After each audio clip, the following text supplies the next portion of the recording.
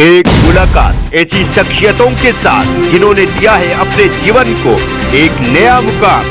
रूबरू कराएंगे ऐसी कुछ हस्तियों के साथ एक खास शख्सियत के साथ मुलाकात जयदेव पटेल के साथ नंबर 1 इंडिया न्यूज पर। नमस्कार व्यूअर्स, मैं जयदेव पटेल और आपका एक बार फिर स्वागत है एक खास शख्सियत के साथ मुलाकात प्रोग्राम में। आज हमारे साथ खास मेहमान है सुप्रीम कोर्ट के वरिष्ठ वकील केसी मित्तल। केसी मित्तल जी, आपका बहुत बहुत स्वागत है आज हमारे प्रोग्राम में।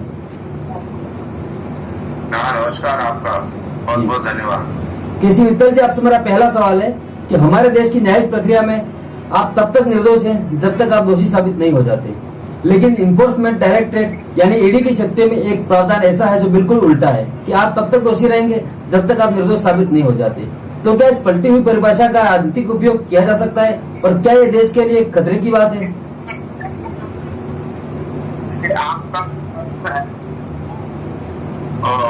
आपको समझना जरूरी है कि PMLA prevention of money laundering act जो बना और किस पे लागू है, ये हर किसी में और हर क्राइम पे लागू नहीं होता है। यही एक चीज है जिसको समझना बहुत जरूरी है। ये कानून यूनाइटेड नेशंस के कन्वेंशन के तहत बना है और वो इसलिए बना था कि जो ग्लोबल प्रॉब्लम थी ड्रग पैडलर्स की, ड्रग क्राइम की, खासतौर से एनडीपीएस के केसेस में, जहां बहुत दुनिया भर का पैसा उसमें होता है और बहुत सारे देश उसमें जुड़े रहते हैं। इस तरीके का जो लोग क्राइम करते थे या करते हैं, ऐसे लोगों को, ऐसे क्राइम को रोकने के लिए ये कानून यूनाइटेड नेशंस के माध्यम से और उनकी सारे देशों की सहमति से ये कानून बना है। ये हिंदुस्तान क्योंकि यूनाइटेड नेशंस का एक पार्टिसिपेंट है, उसमें हिस्सेदार है, तो उसके तहत ये कानून हमारे यहाँ भी बना। और इस कानून में बहुत सी चीजें बताई गई हैं। मान लीजिए, मैं आपको एक छोटी सी मिसाल देता हूँ। जो ड्रग पैडलर्स हैं, उनके पास पैसा भी होता है, उनकी प्रॉपर्टीज भी होती हैं, लेकिन जो उससे रिलेटेड क्राइम है, उससे रिलेटेड जो प्रोसीड ऑफ क्राइम है, जिसका कि अक्सर चर्चा किया जाता है, वो सब चीजें इस कानून के तहत कवर होती हैं और उन पर ही ये कानून लागू होता है। ये कानून हर किसी पे लागू नहीं होता है। जिस तरीके से ये कानून इस देश पे लागू करने की कोशिश की जा रही है, ये मेरे हिसाब से सरासर गलत है और इसका जो कि अक्सर कहा जा रहा है दुरुपयोग कहें या आप जो भी कहें, पर ये बड़ी अफसोस की बात कहिए या कुछ भी कहिए, पर ये कानून आम कानून नहीं है। और ये सुप्रीम कोर्ट ने भी कहा कि स्पेशल लॉ है। ये स्पेशल लॉ उन्हीं के लिए बना है और इसीलिए उसमें जितने भी प्रावधान है वो स्पेशल ही है।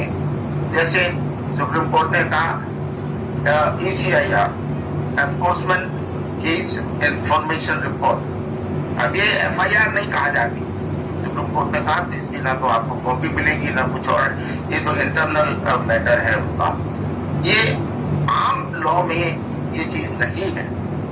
इसी तरीके से दूसरी चीजें, अब आप आते हैं बेल पर आते हैं, जो बेल आम, मैंने जैसे और भी कहीं कहा है, ये अब PC prevention of corruption act में है। अब वो कानून लागू है, उस कानून को तो रद्द नहीं किया ना आपने। ब्लैक मनी का कानून भी लागू है, इनकम टैक्स की चोरी है तो उसका कानून भी लागू है। तो आप कितने कानून लागू करेंगे जनता पर?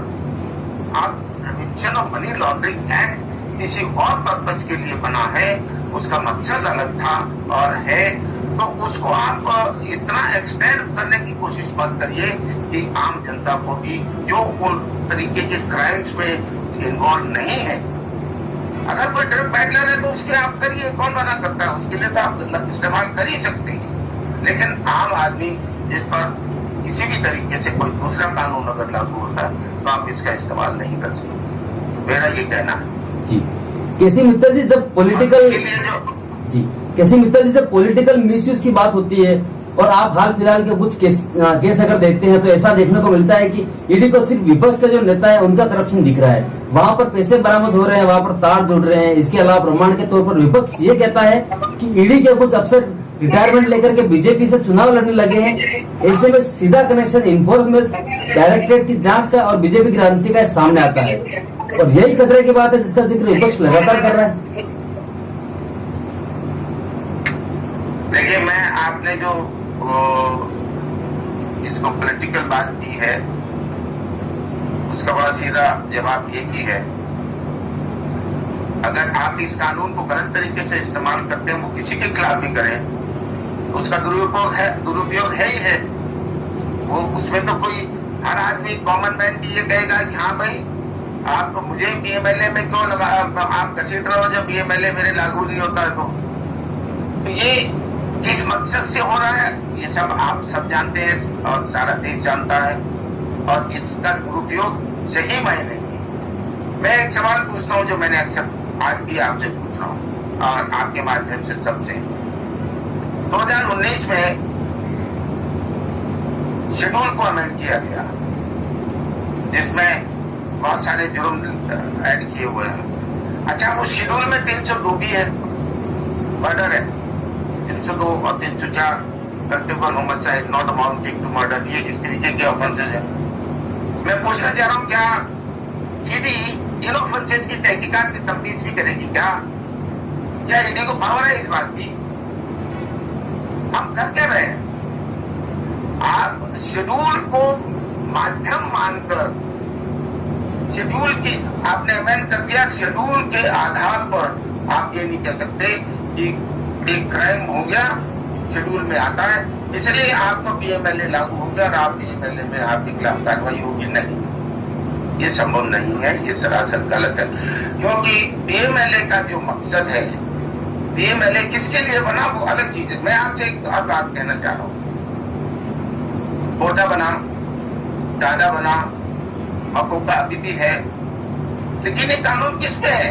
ये किसके लिए बने? अलग अलग कानून बने ना, अलग अलग व्यवस्था है, वो अलग अलग तरीके से अलग अलग जुर्म को काबू करने के लिए, उसको प्रोसिक्यूट करने के लिए है।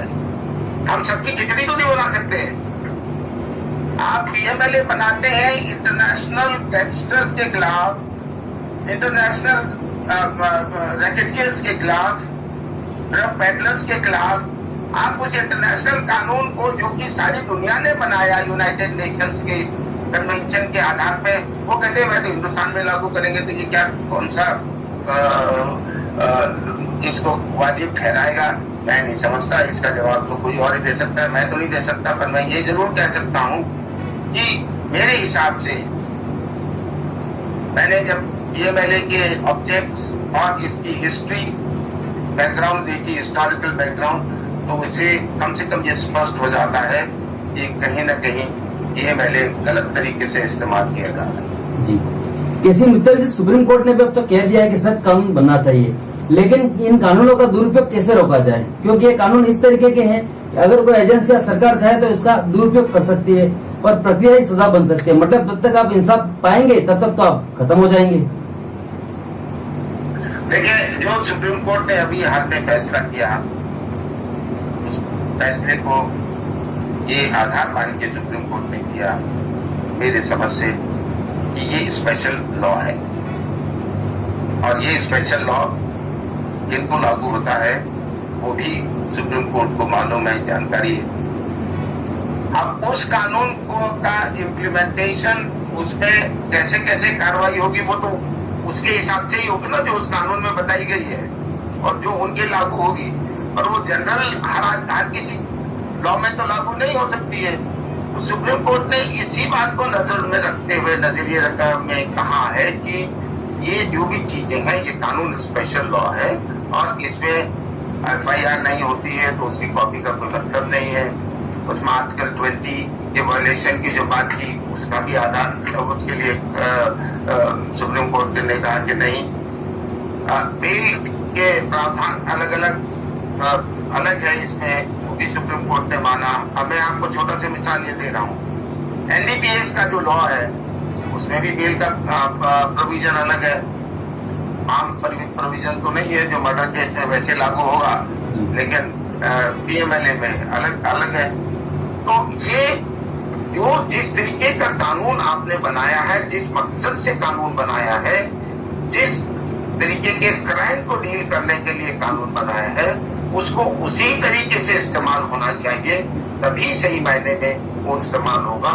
और मैं समझता हूँ कि सुप्रीम कोर्ट ने भी इसको स्पेशल लॉ मान करके ये सब अपना फैसला किया। जी, केसी मित्तल जी, आपसे मेरा क्लोजिंग क्वेश्चन है कि सुप्रीम कोर्ट ने अब ये कह दिया है कानून और ईडी की जो शक्तियां हैं वो बरकरार रहेगी, तो इस पर तो अब कोई डिस्प्यूटेड है नहीं, लेकिन अगर इसका दुरुपयोग होता है या गलत जगह प्रयोग होता है, जैसे कि अगर कोई भ्रष्टाचार का मामला है और वहां पर प्रिवेंशन ऑफ मनी लॉन्ड्रिंग कानून का इस्तेमाल कर रहे हैं और शक्तियों का इस्तेमाल कर रहे हैं, इसकी जांच तो हो सकती है ना? ये तो आप अदालतों में जाकर सवाल उठा सकते हैं।